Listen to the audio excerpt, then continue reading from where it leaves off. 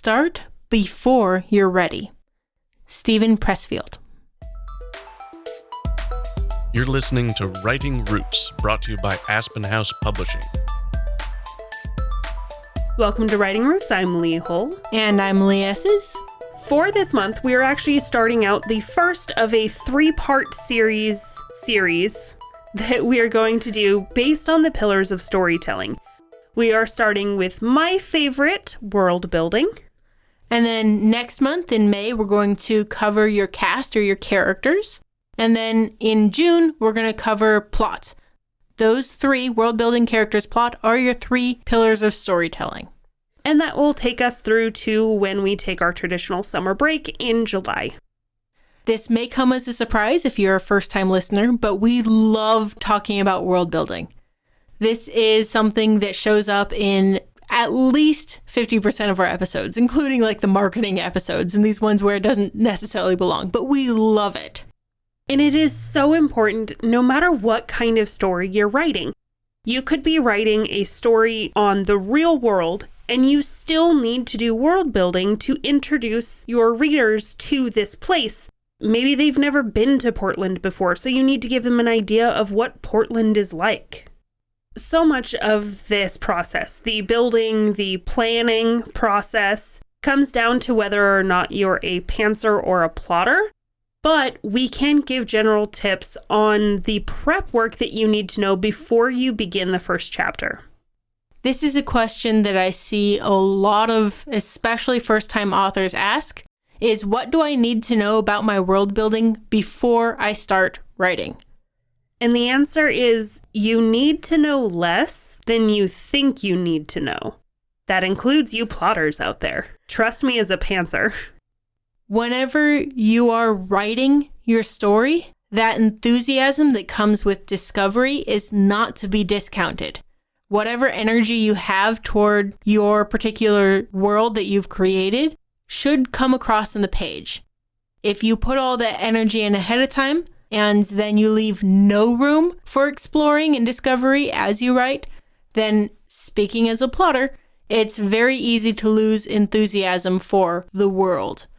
Really, it never harms your world to explore it with your reader, with the process of telling the story. That doesn't mean don't keep track of the things you're creating as you're telling the story.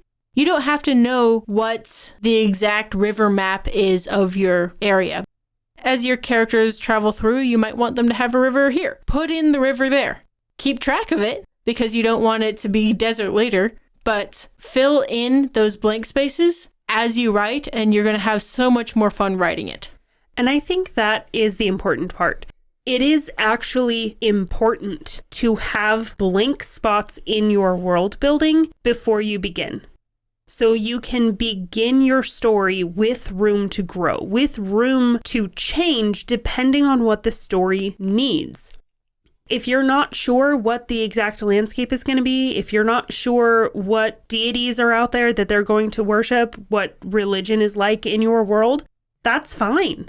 If it matters to the story, it will come up and you can create it then. You can fill in those gaps when it matters to your story. But if it doesn't matter, you don't need to spend so much time before you write on something that is never going to impact the story in the end.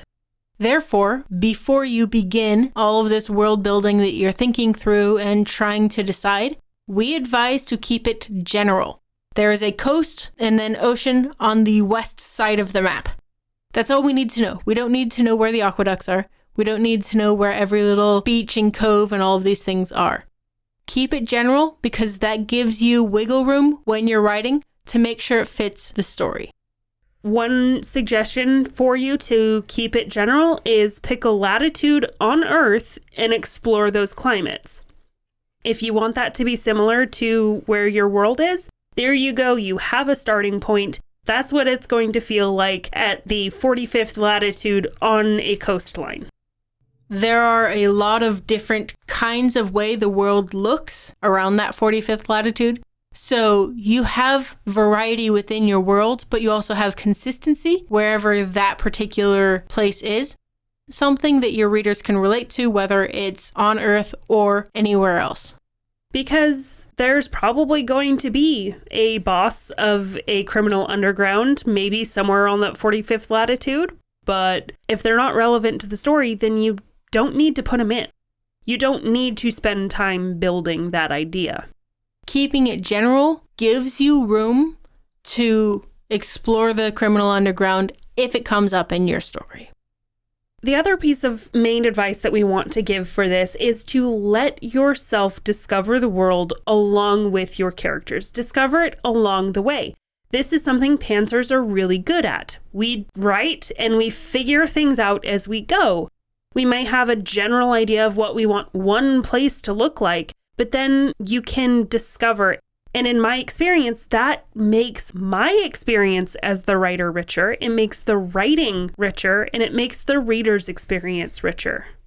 Okay, but I came to this episode, and I started listening to this episode to learn what I need to know about world building before I begin. All you've said is what not to do. What do I need to know before I get started? Anything that is actually relevant. It starts out with knowing the relevant races or ethnicities or ancestries of the sentient peoples in your world.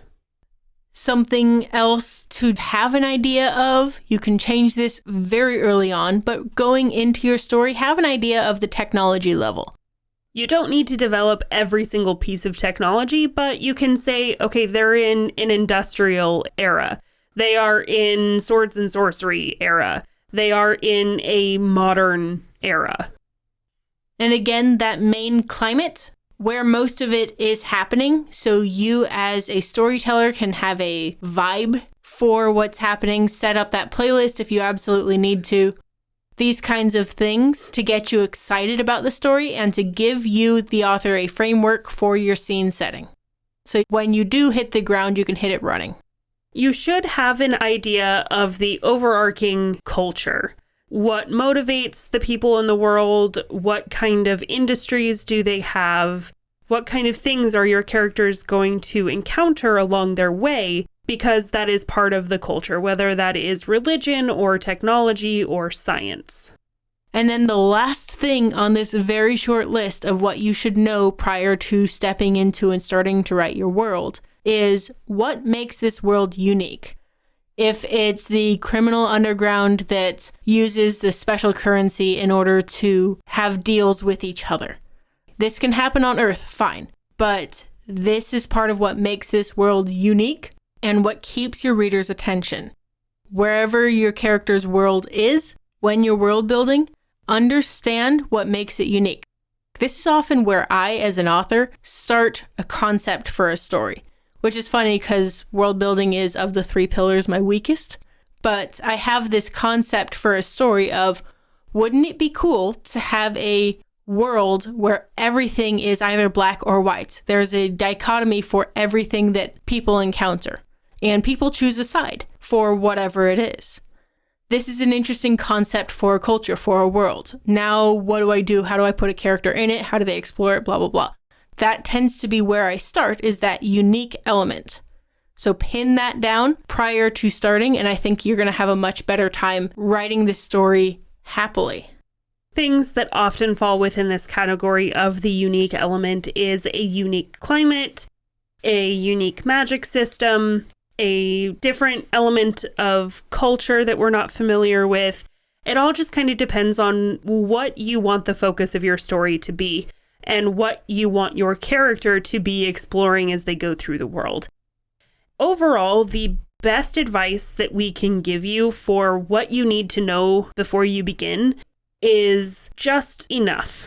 That's it. You need to know just enough to start writing those words. Whatever that is for you personally, it is going to vary. I need to know a whole lot less before I start writing my first chapter than Lee does. And she constantly asks me, what are you planning with this? What are you planning with this? And I'm like, I don't know yet. I'll get there when I get there. But those blank spots in your world building may feel like a failure as an author, but those are actually your key to success. those things that help you make the story rich at a relevant time instead of info dumping, this is a huge tool in that tool set. Making sure that you can connect with the readers and they'll remember it happens because it's interesting in that moment. And I think that honestly is one of the dangers of knowing too much about your world before you start, especially as an inexperienced author. More experienced authors have the ability to discern what actually needs to go in, what doesn't need to go in, that balance of the iceberg theory that we've talked about before. But an inexperienced author has a tendency to create this huge, wide, broad world with a bunch of details and then try to shoehorn every single piece of it into their story, whether or not it matters. So having those gaps, not knowing everything, is actually better for your story in the end because you won't feel obligated to explain all of this rich depth history that you've created just because it exists. Don't postpone it. Your time is better spent writing your story. Not having every facet of the world figured out. Not having more written down than you know about this world that you live in. Spend your time wisely. That means writing the story you came here to write. Understand your world, yes, but like Lee said, just enough to get you started. The long and short of it is, stop overthinking it and write selfishly. If you have a question or comment for our hosts or a topic you'd like us to cover, send us an email at writingroots@aspenhousepublishing.com or find us on Facebook by searching for Aspen House Publishing.